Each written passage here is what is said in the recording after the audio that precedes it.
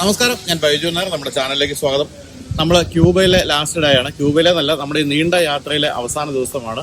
ക്യൂബയിലെ Trinidad എന്ന് പറഞ്ഞ അതിമനോഹരമായ ഒരു സ്ഥലത്താണ് നമ്മൾ നിൽക്കുന്നത്. അതിമനോഹരം എന്ന് വെച്ചാൽ ബീച്ചസ് ആണ് ഇവിടുത്തെ ഏറ്റവും മനോഹരം. പക്ഷേ ബീച്ചസിന് അതിരിടുന്ന പോലെ മനോഹരമായ പർവ്വത നിരകളും കൂടിയുണ്ട്. അതുകൊണ്ട് ഭയങ്കര രസീയ സ്ഥലമാണ്. അപ്പം എനിക്ക് നമ്മുടെ നാട്ടിലെ സിനിമാ സംവിധായകരോട് പറയാനുള്ളത്, നിങ്ങൾക്ക് പീരിയഡ് ഫിലിം ഉണ്ടല്ലോ, അത് 16-ാം നൂറ്റാണ്ടിലെ പഴശ്ശിരാജ പോലത്തെ സിനിമയിലേക്ക് ഇങ്ങോട്ട് വന്നാൽ മതി. ഒരു സ്ഥലത്തും കറണ്ട് കമ്പി പോലും കാണില്ല, എനിക്ക് അവിടെ ഷൂട്ട് ചെയ്യാം. എന്തായാലും ക്യൂബയിലെ അവസാന ദിവസമാണ്. ഇന്ന് നമ്മൾ ട്രിനിഡാഡ് എന്ന് പറഞ്ഞ ഈ സ്ഥലം കാണുന്നുണ്ട്. ഇതിന് പോകുന്ന വഴി മറ്റൊരു സ്ഥലം കാണുന്നുണ്ട്. എന്നിട്ട് നമ്മൾ ഹവാന, ക്യൂബയുടെ തലസ്ഥാനമായ ഹവാനയിലേക്ക് താമസിക്കുന്നു. നാളെ രാവിലെ അവിടെ നിന്ന് ഞാൻ ബഹറിനിലേക്കും എൻ്റെ സുഹൃത്തുക്കൾ മെക്സിക്കോയിലേക്കും പോകുന്നു. അതാണ് പരിപാടി. അപ്പോൾ ക്യൂബയുടെ അവസാന ദിന കാഴ്ചകളിലേക്ക് എല്ലാവർക്കും സ്വാഗതം. അപ്പോൾ ഇതാണ് ട്രിനിഡാഡിൻ്റെ ഭംഗി. എനിക്ക് നല്ല ഭംഗിയുള്ള സ്ഥലം. ആഹാ, ഇത് ഒരു ഉൾക്കടലാണ്, കടൽ കയറി കിടക്കുന്നതാണ്. എന്നിട്ട് ബാക്കിലൊക്കെ മലനിരകൾ അതിഗംഭീരമായിട്ടുണ്ട്.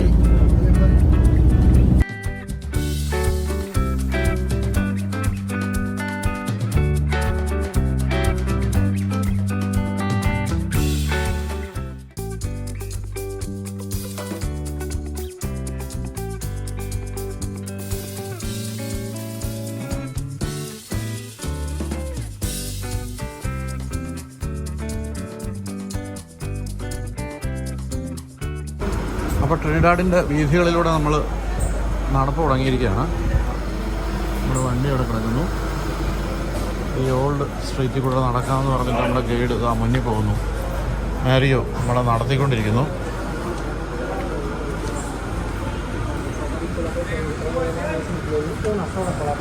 തിരുവനന്തപുരത്തൊക്കെ നമ്മൾ പത്മനാഭസ്വാമി ക്ഷേത്രത്തിൻ്റെ ചുറ്റുമുള്ള അഗ്രഹാരത്തിലൊക്കെ പോയാൽ, അതുപോലെ പാലക്കാട് പല സ്ഥലങ്ങളിലും കാണാം. നമ്മുടെ ചെമ്പൈ ഗ്രാമത്തിലൊക്കെ കാണുന്ന പോലെയുള്ള അഗ്രഹാരമാണ് ഈ കാണുന്നത്.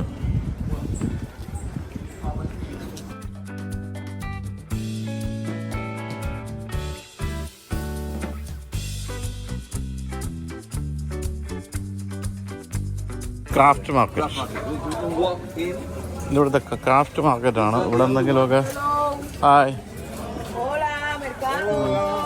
സുവനീറൊക്കെ വാങ്ങിക്കണമെങ്കിൽ ഇവിടെ നിന്ന് വാങ്ങിക്കാനാണ് പറഞ്ഞത്. എല്ലായിടത്തും ഏകദേശം ഒരേ സാധനങ്ങളൊക്കെയാണ്.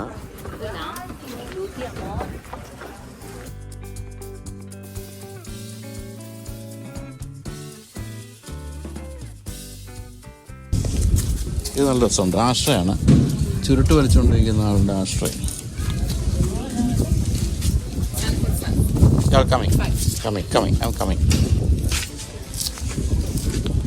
എല്ലാവരുടെയും കമ്മിങ് എന്ന് പറഞ്ഞാൽ ഞങ്ങൾ നടക്കുകയാണ്. തിരിച്ചു വരുമ്പോൾ വാങ്ങിക്കാമെന്ന് പറഞ്ഞ് നടക്കുന്നു. അപ്പൊ സുരേഷ് സാധനം വാങ്ങിച്ചു കഴിഞ്ഞപ്പോഴത്തേക്കും ചില്ലറ കൊടുത്തിരിക്കുന്ന നല്ല $1 അത് എണ്ണാൻ പോലെ Spanish 1, 2, 3, 4, 5, 6, 7, 8, 9, 10, 11, 12, 13, 14, 15, 16, 17 y 18. Thank you. See you. Okay. പൈസയ്ക്ക് ഒരു വിലയില്ലാത്ത രാജ്യമാണെന്ന് തെളിയിക്കുന്ന ഒരു സംഭവമാണ് നമ്മളിവിടെ കാണുന്നത്. ലക്ഷക്കണക്കിന് രൂപയുടെ നോട്ടുകളാണ് ഈ ഒരു കുപ്പി കിട്ടുന്ന കടയുടെ മുകളിലുള്ളത്. ലക്ഷക്കണക്കിന്.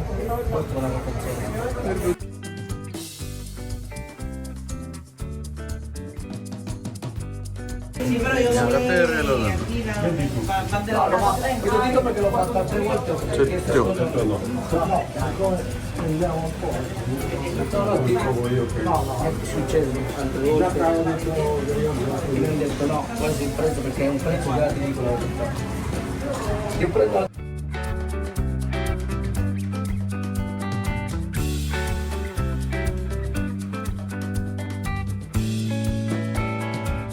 The church, the Catholic church.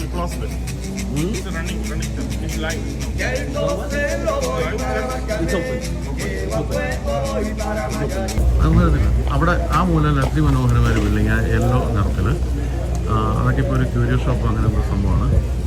എന്തായാലും യൂറോപ്പിൽ പല രാജ്യങ്ങളിലും പോയിട്ടുള്ളവർക്ക് അത്ര വലിയ ഭയങ്കര സംഭവമായിട്ട് തോന്നില്ല. കാരണം ഇത് യൂറോപ്പിൽ നമ്മൾ എവിടെ നോക്കിയാലും കാണുന്ന തരത്തിലുള്ള, ഗ്രീസ് ആയാലും സ്പെയിൻ ആയാലും പോർച്ചുഗൽ അങ്ങനെയുള്ള സ്ഥലങ്ങളൊക്കെ കാണുന്ന ഒരു ഏകദേശം ആർക്കിടെക്ചർ ആണെങ്കിൽ പോലും ഇവിടെ അത് കാണുമ്പോൾ നമുക്കൊരു കൗതുകവും അത്ഭുതമൊക്കെ തോന്നും. അല്ല, ഞാൻ എൻ്റെ പതിവ് ധരിച്ചില്ല. ഞാൻ ഇവിടെ നിന്ന് ഒരു നമ്പർ പ്ലേറ്റ് വാങ്ങിച്ചു. ക്യൂബ എന്നെഴുതിയ നമ്പർ പ്ലേറ്റ്. അത് നമ്മളൊരു കളക്ഷൻ തുടങ്ങിയെന്ന് ഞാൻ പറഞ്ഞല്ലോ. പല രാജ്യങ്ങളിൽ നമ്പർ പ്ലേറ്റ്സ് ശേഖരിക്കുന്ന ഒരു പരിപാടി. അപ്പം അത് നമ്മുടെ വീട്ടിൽ പോയി സ്ഥാപിക്കുന്നതായിരിക്കും.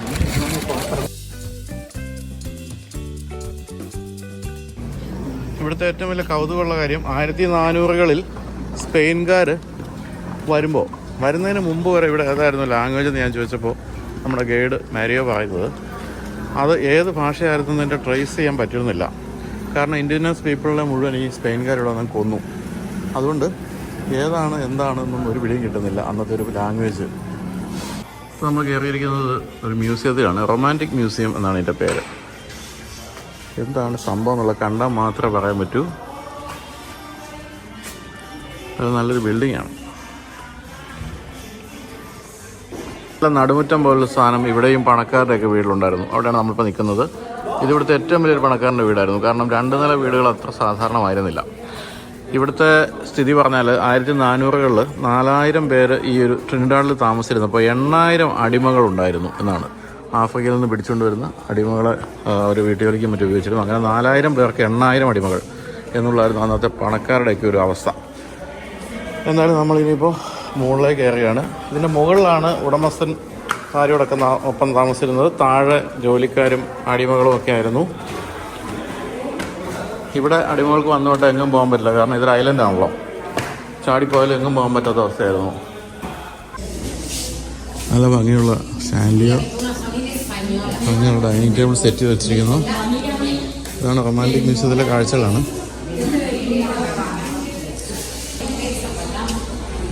ഇതായിരിക്കണം സ്വീകരണ മുറി. നമ്മൾ റഷ്യയിലൊക്കെയുള്ള വലിയ പാലസൊക്കെ കാണുന്നവരുണ്ട്. ബെഡ്റൂം. ഇവിടെ മറ്റൊരു റൂം. ഇവിടെ നോക്കിയാൽ നേരെ കാണുന്ന സ്ട്രീറ്റും ചർച്ചും അതിൻ്റെ ബാക്കിൽ മലനിരകൾ. ഓരോ ഫർണിച്ചറും അകത്ത് ഗംഭീരമാണ് കേട്ടോ. പിന്നെ ഇങ്ങനെ നോക്കിയാൽ നമുക്ക് കടൽ കാണാം. പിന്നെ ഈ സ്ക്വയർ മുഴുവൻ കാണാം.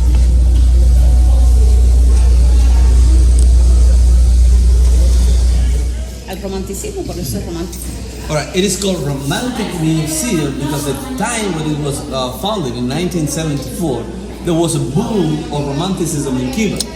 So because this place treasures art, and that's why it's called. Italian മാർബിളാണ്. ഒറിജിനൽ ഇറ്റാലിയൻ മാർബിളാണ് ഉപയോഗിച്ചിരിക്കുന്നത്. 1700-ലാണ് ഈ ഒരു കെട്ടിടം നിർമ്മിച്ചത്. ഇവിടുത്തെ വലിയൊരു പണക്കാരൻ ജീവിച്ചിരുന്ന സ്ഥലമാണ്. എന്തുകൊണ്ടാണ് റൊമാൻറ്റിക് മ്യൂസിയം ഇതിനെ വിളിക്കുന്നത് വെച്ചാൽ ഇത് 1700-കളിൽ ക്യൂബയിലെ റൊമാൻറ്റിക് പ്രസ്ഥാനം വളരെ ശക്തമായിരുന്നു. കാൽപ്പനികതയുടെ കാലമായിരുന്നു. ആ കാലത്ത് നിർമ്മിക്കപ്പെട്ട ഒരു ബിൽഡിംഗ് ആയതുകൊണ്ട് റൊമാൻറ്റിക് മ്യൂസിയം എന്ന് പേരിട്ടതേ ഉള്ളൂ. വീണ്ടും നമ്മൾ കണ്ടു കഴിഞ്ഞ സ്ഥലത്തേക്ക് ആണ് എത്തിയിരിക്കുന്നത്. ഒരു കാര്യം നിങ്ങൾ കാണുക, ഇവിടെ ഇരുട്ടാണ്, കാരണം കറണ്ട് ഇല്ല. അൾത്താര നോക്കാൻ പോകണം. ¿Por qué sacristía? Se utilizaba mucho en las iglesias. So this type of furniture was used a lot in churches. Para proteger to protect su dinero, the money, so they put inside documents y joyas and jewelry. ഡോക്യുമെന്റ്സും ജുവലറിയൊക്കെ സൂക്ഷിച്ചിരുന്നതാണിത്. Thank you. കേട്ടോ, മറ്റൊരു കാര്യം വെച്ചാൽ ഇതിൻ്റെ അകത്ത് ഈ അലമാരിക്കകത്ത് ഉപയോഗിച്ചിരിക്കുന്നത് നാരകത്തിൻ്റെ തടിയാണ്. എന്ന് പറഞ്ഞാൽ ആ ഒരു നാരങ്ങയുടെ ചെറിയ സ്മെല്ല് വരും, കൂടാതെ ഇൻസെക്ട്സ് വരില്ല എന്ന്. ഇവിടുത്തെ കാണുന്ന ഓരോ സാധനങ്ങളും ഓരോ രാജ്യത്തു നിന്നാണ്. അപ്പോൾ 1700-കളിലൊക്കെ അത്രയും വിപുലമായ തോതിൽ അലമാരിയോ, അതുപോലെ അലമാരി വിളിക്കുന്ന അൽമാരിയോ എന്നാണ്.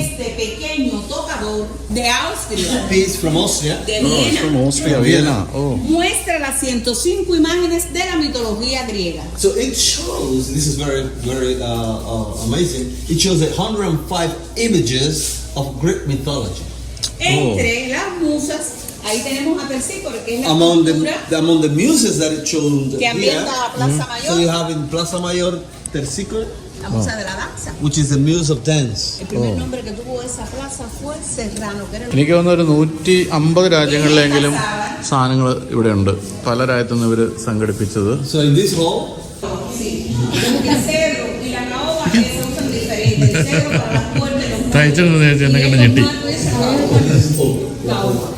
17-ാം നൂറ്റാണ്ടിലെ ബാത്റൂം കണ്ടോ? ഒറിജിനൽ ഫ്ലോറാണ്. ഈവൻ ആ കാലത്ത് പോലും ബാറ്റബ് ഉണ്ടായിരുന്നു. 17-ാം നൂറ്റാണ്ടിലെ ബാറ്റബ്. So you have the Bathtub? bathtub Yeah. of Italian Carrara marble from Italy. ഓ അത് ഭയങ്കരമായി കേട്ടോ. ഇതാണ് രണ്ട് സാധിച്ചിരുന്നത്. അതായത് ഇതാണ് closet. So it has a throne, we call it a throne or a basement there in the center that communicates with the lower plant through a big tube. ഓ അതിന് താഴേക്കൊരു So you tube can അങ്ങോട്ട് see പോകുന്നു. the ventilation here. അപ്പം ഇട്ടാൽ താഴെ എത്തും ആണ് പറയേണ്ടത്. അതാണ് wash basin. So you can see that the ventilation here is cross ventilation to just take away all the bad smell. ഇത് പൊളിച്ചു.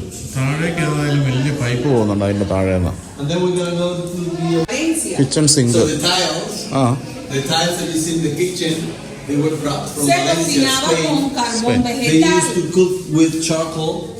കൽക്കരി കൊണ്ടാണ് കുക്ക് ചെയ്യുന്നത്. ഇത് സ്പെയിനിൽ നിന്ന് വന്ന tiles. Los pisos de los sobremesas ഇതെല്ലാം traídas പഴയ de പാത്രങ്ങളൊക്കെ ഉണ്ട്. The tiles were coming from Germany. venía como pavimento o como contrapeso de los barcos negreros. It was used as counter weight of the slave ship. ഓ Mortero ഇവിടെ bake ചെയ്യാനുള്ള സൗകര്യമുണ്ട്. de mármol italiano. Italian marble. El pequeño para los condimentos. So this one for seasoning. Pero So in the no, 70s and the 80s, Amicalo. there is a dance that is called El Baile del Pilón or the Dance of Pilón. അച്ഛന് മോളുടെ കുഞ്ഞിനൊരു ഉടുപ്പ് വാങ്ങിച്ചു. നല്ല രസമുള്ള കോട്ടറാണ്. എനിക്ക് ഏറ്റവും ഇഷ്ടപ്പെട്ട ഇവിടുത്തെ കുഞ്ഞി ചെരുപ്പ് കൊണ്ടോ ജസ്റ്റ് ബോൺ ഇൻഫന്റ് ബേബീസ് ഉള്ള. അതെ ഇത് നല്ല രസമുണ്ടാണ്. ആ അടിപൊളിയാണ്. നല്ല രസമുണ്ട്. ഇല്ല അതുമില്ല. 2 വാങ്ങിച്ചോ? ആ നല്ല കളർ. ആ അത് നല്ല കളർ. അടിപൊളി. ഒരു കുഞ്ഞു വീടിന്റെ സൈഡാണ്. നല്ല ഇടം നല്ല ഇടം നല്ല ഭംഗി. ആ ഇവിടെ ഉണ്ട് ക്യൂബ. Garza Cuba. അല്ല അത് രസമുണ്ട്. അല്ല ഇരുന്നിട്ടാ ക്യൂബ അല്ല. ആ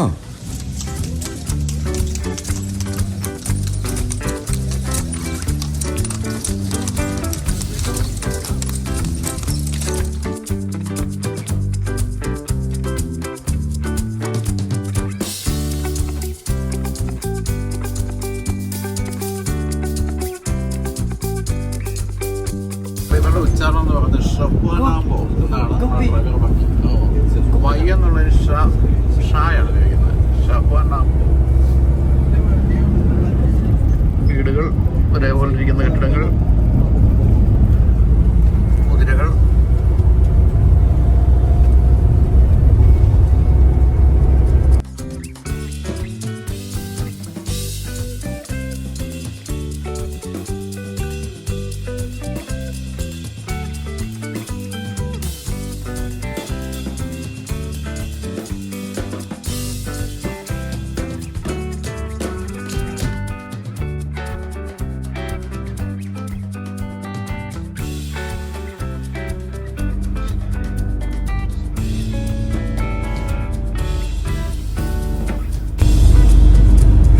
ഇതൊക്കെ ഇപ്പോഴും ഓടുന്നുണ്ടല്ലോ. അതാണ് വലിയ കാര്യം. ആ അത് പബ്ലിക് ട്രാൻസ്പോർട്ട് കേട്ടോ. ആൾക്കാരെ കയറ്റിക്കൊണ്ട് പോവാണ്. പിന്നെ ഉള്ളത് ഈ പ്രാകൃതാവസ്ഥയിലുള്ള ഇത്തരം വണ്ടികളാണ്. വല്ലപ്പോഴൊക്കെ ഒരിക്കലും ഒരു നല്ല വണ്ടി കാണാൻ പറ്റും. അങ്ങനെ റൗഡി കണ്ടിരിക്കുന്നു. അതൊക്കെ ഇവിടെ വളരെ അപൂർവമാണ്.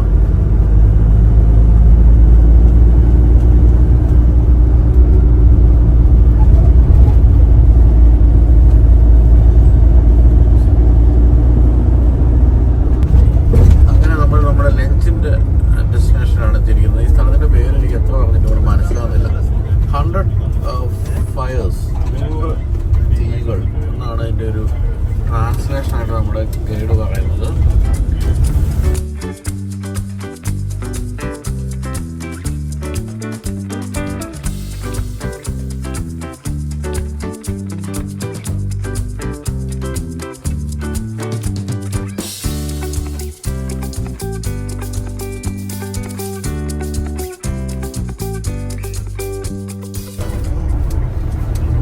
നല്ല ഭംഗിയുള്ള സിറ്റിയാണല്ലോ. കൊള്ളാം. ആ ഹൈ സൈഡിലെ ബിൽഡിങ്സ് ഒക്കെ നല്ല രസമുണ്ട്. It's a very beautiful city. Huh? Very beautiful city. It's the most beautiful city in Cuba, and the cleanest one. You see the columns Yeah. size? That makes Cienfuegos. Yeah. People believe that it have a French touch. ക്യൂബയിലെ ഏറ്റവും മനോഹരമായ സിറ്റിയാണെന്നാണ് നമ്മുടെ guide പറയുന്നത്. ഒരു French നിർമ്മാണ രീതിയാണ്. The first name of Cienfuegos was San Fernandina de Jaua, because of King Ferdinand II. സിയംഫ്ലഗോസ് എന്നാണ് സിറ്റിയുടെ പേര് കേട്ടോ. അതാണ് തോന്നുന്നു കൃത്യമായ ഉച്ചാരണം. എന്നാലും കൊള്ളാം സാധനം. രസമുള്ള സ്ഥലം തന്നെയല്ല, ഏറ്റവും മനോഹരം എന്ന് മാത്രമല്ല, ക്യൂബയിലെ ഏറ്റവും ക്ലീനസ്റ്റ് സിറ്റിയാണെന്ന് കൂടി പറയുന്നുണ്ട് നമ്മുടെ കയ്യിൽ.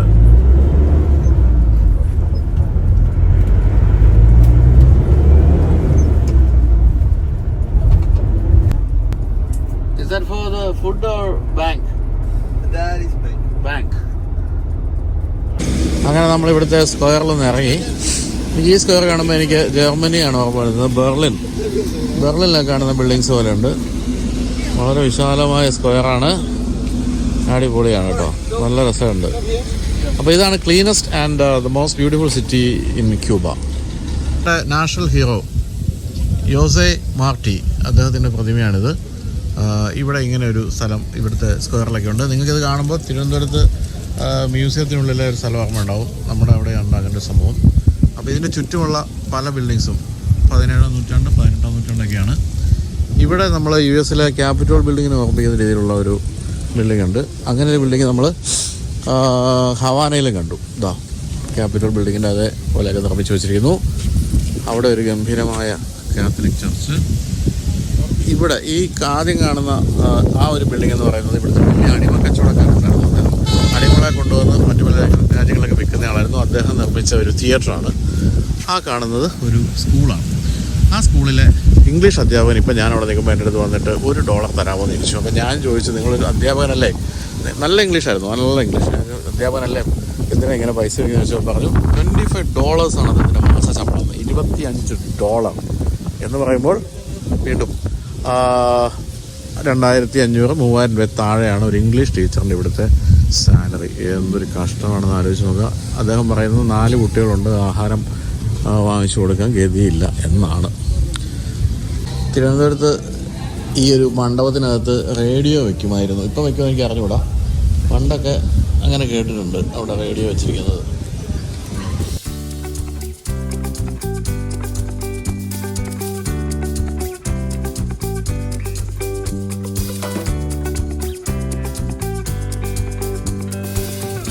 Pleasure to meet you. Nice to meet you. Pleasure. Thank you. Bye. Thank you. Thank you. Everything. Thank you for everything. Everything will be fine, okay? We hope so. Yeah. We hope so, sir, in the future. Thank we you. hope so. Thank you. Thank you. So as a professor with 20 years of experience, you are getting just $25 a month. $25 a month. I started with 18. 18. I work every month for 1 packet of chicken. But then I have to buy the rice, the oil for cooking, the cooking oil. I have to buy the soap, the toothpaste.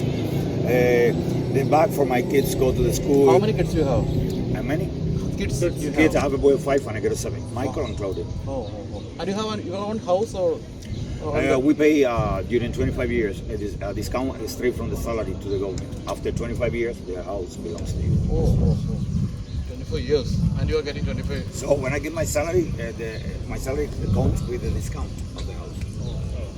So during 25 years, it's very hard. Very hard for us. You know, yesterday and now we have in Cuba a lot of blackouts, no electricity, and it's very complicated. Yesterday night I have to spend the whole night with the fan in the hand for my kids couldn't sleep, very hot, mosquitoes, and I couldn't sleep. And then I have to wake up early in the morning to go to work. So it's very hard. We have the other day 2 days with no electricity, 48 hours. 48 hours. With no electricity. No electricity. You cannot cook, you cannot take the water, the tank. You can't do anything. What about medicine? Do you have? Medicine, we don't have the most important medicines that we don't have. For example, we don't have Tylenol, we don't have that. So private people, they sell it in the street or in certain places, and they sell it at a very high price. They sell a package of paracetamol, for the pain, and the fever. You know how much is one package? 1,500 pesos. 1,500 pesos ആണ് പാരസെറ്റമോളിന്. ആകെ ശമ്പളം 3,000 pesos. Coño, my friends, help me a little bit more to complete to buy the chicken. Coño, help me a little bit more. Thank you. I would really appreciate that. They help. It's hard for me, man. I mean, for being a teacher. You know, twice a week I go to the hospital and I clean the floor. Twice a week I go to the hospital and I clean the floor. And they pay me $8 more. Or going to the hospital for getting that. Thank you, my friend. Coño. അല്ലാത്ത ദുരന്തം അതേ കേട്ടത് കേട്ടോ. 20 വർഷത്തെ experience ഉള്ള English പ്രൊഫസറാണ് ഈ സ്കൂളിലെ. ശമ്പളം $25 മാസം. 2 കുട്ടികൾ, അവർക്ക് ആഹാരം വാങ്ങിച്ചു കൊടുക്കാൻ പോലും പൈസയില്ല. അദ്ദേഹത്തിൻ്റെ എല്ലാ ആഴ്ചയിലും ഒരു ഹോസ്പിറ്റൽ ക്ലീൻ ചെയ്യാൻ പോകും. അവിടുന്ന് കുറച്ചുകൂടെ പൈസ കിട്ടും, എന്തെങ്കിലും കുറച്ചുകൂടെ കിട്ടുന്നതുകൊണ്ടാണ് ജീവിക്കുന്നത്. ഇവിടുത്തെ പാരസെറ്റമോളിന് പോലും 1,500 പെസോസാണ്. ആകെ 3,000 പെസോ ശമ്പളം കിട്ടുന്നയാൾക്ക് 1,500 രൂപ ഒരു ഗുളിക വാങ്ങിക്കാൻ വേണ്ടി വേണം. അതുകൊണ്ട് തന്നെ അസുഖം വന്നോ മരിക്കുക എന്നല്ലാതെ ഇവിടുത്തെ മറ്റേ യാതൊരു രക്ഷയുമില്ലാത്ത അവസ്ഥയാണ്. പിന്നെ അദ്ദേഹം പറഞ്ഞു 48 മണിക്കൂറായിട്ട് വീട്ടിൽ കറണ്ടില്ല, വെള്ളമില്ല, ഒന്നുമില്ല, ആഹാരമില്ല, മരുന്നില്ല, വെള്ളമില്ല, ഒന്നുമില്ല. അപ്പോൾ എന്തെങ്കിലും നല്ല കാലം വരുമെന്നൊരു പ്രതീക്ഷയിൽ അദ്ദേഹം ജീവിക്കുകയാണെന്ന് മാത്രമേ ഉള്ളൂ. ഏതായാലും ഞാനൊരു $1 കൊടുത്തിട്ട് പോന്നു. പണക്കാരനല്ലെങ്കിലും നമ്മളിത് കേൾക്കുമ്പോൾ ഒരു വിഷമമുണ്ടല്ലോ, പ്രത്യേകിച്ചൊരു ഇംഗ്ലീഷ് അധ്യാപകൻ അങ്ങനെയൊക്കെ പറയുമ്പോൾ നമുക്ക് കേൾക്കുമ്പോൾ ഒരു വിഷമമുണ്ടല്ലോ. അല്ലേ, ഏതായാലും സങ്കടം നിറഞ്ഞൊരു കഥയായിപ്പോയി അല്ലേ. സുരേഷ് എന്താ വാങ്ങിക്കുന്നത്? 2 ചെഗുവേരയുടെ പടമുള്ള ഇവിടുത്തെ കറൻസി അതാണ് വാങ്ങിക്കുന്നത്.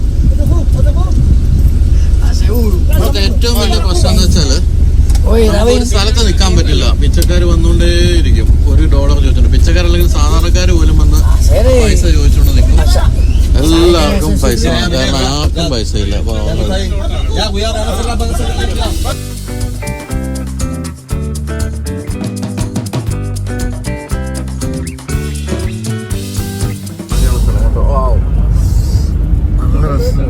കടൽ, ഉൾക്കടല, കയറി കിടക്കുന്ന ഉൾക്കടൽ. സിയൻ ഫിഗോസ് അതാണ് സ്ഥലത്തിന്റെ പേര്, സിയൻ ഫിഗോസ്. അപ്പോൾ if you are in Cuba, don't forget to visit Cienfuegos. അതെ, എന്ത് ഗംഭീരമായിട്ട് ജീവിക്കാവുന്ന ഒരു ജനതയാണ്, എന്ത് ഗംഭീരമായ സ്ഥലങ്ങളാണ്. പക്ഷെ ദാരിദ്ര്യവും അതുപോലെ മരുന്നിൻ്റെ ദൗർലഭ്യം, കറണ്ടില്ലായ്മ, ശമ്പളമില്ലായ്മ, ഇങ്ങനെയുള്ള എല്ലാ പ്രശ്നങ്ങളും അനുഭവിച്ച് പാവങ്ങൾ ജീവിക്കുകയാണ്. അപ്പോൾ ഞാനിപ്പോൾ നമ്മുടെ ഗൈഡിനോട് പറഞ്ഞു, ഞാൻ പരിചയപ്പെട്ട ഇംഗ്ലീഷ് ടീച്ചർ $25 ഇവിടെ ശമ്പളം എന്ന് പറയുമ്പോൾ അത് കൂടുതലാണല്ലോ, സാധാരണ 15 പുള്ളിക്ക് ഇത്തിരി കൂടുതലുണ്ടെന്നാണ് ഇങ്ങനെ പറയുന്നത്. എന്തായാലും ജനങ്ങളെ ഇത്തരം അവസ്ഥയിലേക്ക് തള്ളിവിട്ടതിന് ഇവർക്ക് ചരിത്രം മാപ്പ് കൊടുക്കില്ല. കാരണം ഒരു ജീവിതമല്ലേ ഉള്ളൂ. ആ ഒരു ജീവിതത്തിൽ മര്യാദയ്ക്ക് ജീവിക്കാൻ പറ്റാതെ മരിച്ചു പോയിട്ട് അടുത്ത തലമുറ നന്നായിട്ട് ജീവിച്ചിട്ട് കാര്യമില്ലല്ലോ. പക്ഷെ ഇവരുടെ കാര്യത്തിൽ ആ പ്രതീക്ഷ ഇവർക്കൊന്നുമില്ല, അടുത്ത ഒരു തലമുറ നന്നായിട്ട് ജീവിക്കുന്നത്. കാരണം ഇവിടെ അങ്ങനെ ഒരു വിപ്ലവത്തിൻ്റെ ഒരു സന്നാഹങ്ങളൊന്നും കാണുന്നില്ല. എല്ലാവരും അങ്ങ് ഇതിലങ്ങ് എന്താ പറയുക, അടിമകളായിട്ട് ജീവിക്കുന്ന പോലെയാണ് തോന്നുന്നത്. ഇപ്പം തന്നെ ഞാൻ ഇംഗ്ലീഷ് പ്രൊഫസറിനോട് നിങ്ങളുടെ ഇവിടുത്തെ അവസ്ഥ പറയാമെന്ന് ചോദിച്ചപ്പോഴത്തേക്കും അത് പറഞ്ഞിട്ട് പിന്നെ എങ്ങനെയെങ്കിലും ഞങ്ങളുടെ ഗവൺമെൻറ് അറിഞ്ഞാൽ എന്നെ പിടിച്ച് ജയിലിലിടുക്കും എന്ന് പറഞ്ഞു. അപ്പോൾ അങ്ങനെ പേടിപ്പിച്ച് ആണ് ഇവരെ നിലയ്ക്ക് നിർത്തിക്കൊണ്ടിരിക്കുന്നത്. ഇതുവരെ കണ്ട ക്യൂബയിലെ സ്ഥലങ്ങളിൽ നിന്ന് വ്യത്യസ്തമായിട്ട് കുറേ നല്ല വീടുകളും കാര്യങ്ങളൊക്കെ ഇവിടെ ഉണ്ട്. കുറച്ചുകൂടി റിച്ച് ലുക്കിംഗ് ആണ് വീടുകൾ. ഇവിടെയൊക്കെ നല്ല കിഡിലും വീടുകളൊക്കെ ഉണ്ടല്ലോ. അത് വീടല്ല കേട്ടോ, സോറിയാ, ദാറ്റ്സ് എ റിസോർട്ട്. നല്ല രസമായിട്ടുണ്ട് അതൊക്കെ. പക്ഷെ ഹോട്ടൽ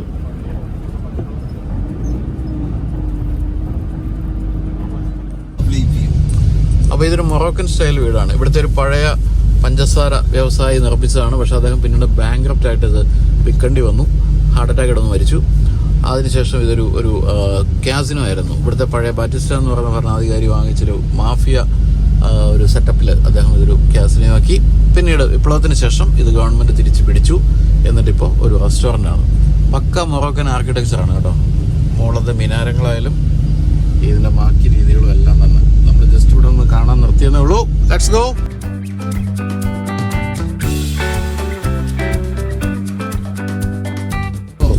ഈ വീടൊക്കെ ആരുടെ ആയിരിക്കും അല്ലേ? ഏറ്റവും അറ്റത്ത്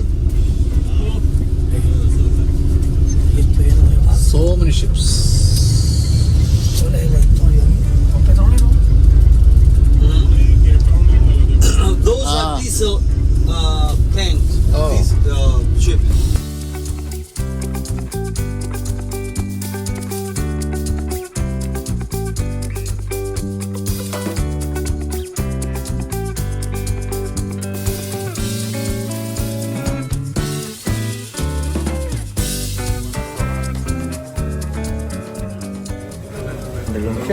स्टार्टर आपको चिकन टिक्का या फिश टिक्का क्या लेंगे?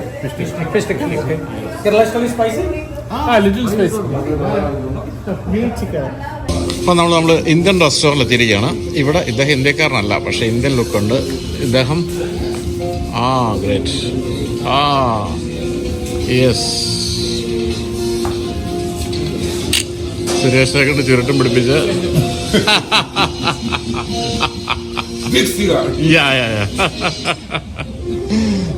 അതാണ് പോയി കലണ്ടർ. കലണ്ടർ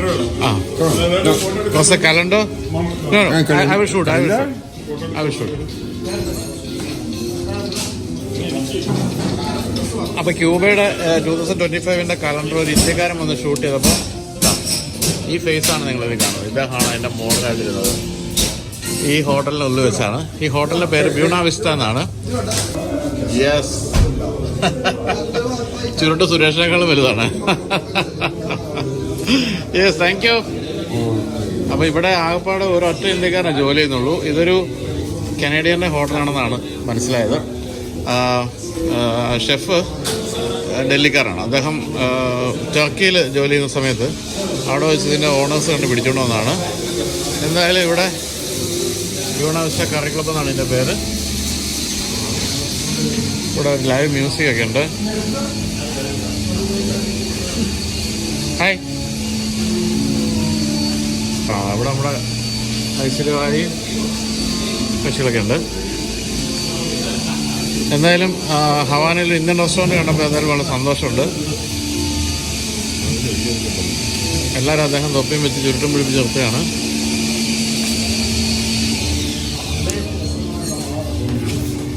ഇങ്ങനെ കണ്ടപ്പോൾ നമ്മൾ ആദ്യം വെച്ച് ഇന്ത്യക്കാരനാണെന്ന്, പിന്നെ മനസ്സിലായി ഇന്ത്യക്കാരനല്ലെന്ന്.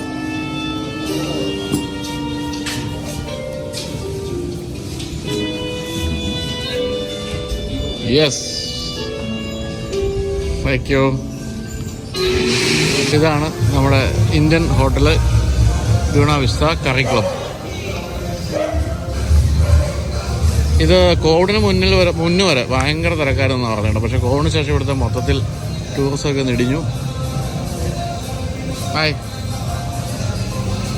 വെജ് സമൂസ, പനീർ ടിക്ക, ദാൽ ടക്ക, തടുക്ക, fish tikka, mutton kadai, fish curry എല്ലാം ഉണ്ട്. അപ്പോൾ ഇനി നമുക്ക് ഷെഫിനെയും കൂടി ഒന്ന് പരിചയപ്പെടാം. അദ്ദേഹം ഉള്ളിലാണ്. അദ്ദേഹം നമുക്ക് വേണ്ട ഫിഷ് ടിക്കയൊക്കെ റെഡി ആയിക്കൊണ്ടിരിക്കുകയാണ്. അപ്പോൾ ആദ്യം വന്നിരിക്കുന്നത് ബാർബക്യൂ ഫിഷ്. എത്ര ദിവസമായല്ലേ? നമ്മൾ ഷിപ്പിൽ കുറച്ച് ഇന്ത്യൻ ഫുഡ് കിട്ടിയെങ്കിലും അതിന് ശേഷം ഇപ്പോഴാണ് ഇതൊക്കെ ഒന്ന് കിട്ടുന്നത്. ആക്രാന്തം ഒന്നിനും നല്ലതല്ല കേട്ടോ. കഴിച്ചു നോക്കാം. എങ്ങനെയുണ്ട്? അടിപൊളിയാ. എനിക്ക് പിന്നെ അതേ നേരം പിടിച്ചോണ്ട് നിൽക്കാൻ പറ്റില്ല. Okay, thank you. അടുത്ത സാധനം വന്നു, ചിക്കൻ ടിക്ക. നേരത്തെ വന്ന് ഞങ്ങൾക്ക് അബദ്ധം പറ്റിയ കേട്ടോ.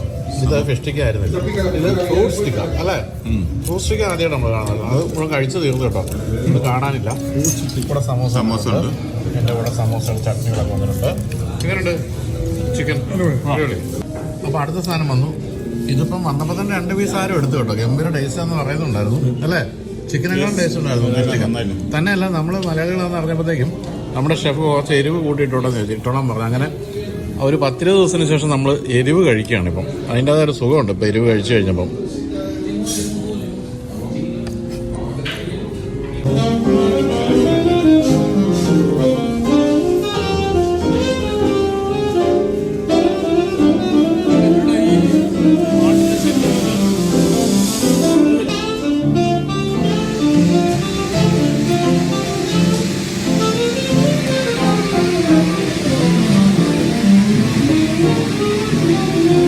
മെയിൻ കോഴ്സൊക്കെ വന്നു.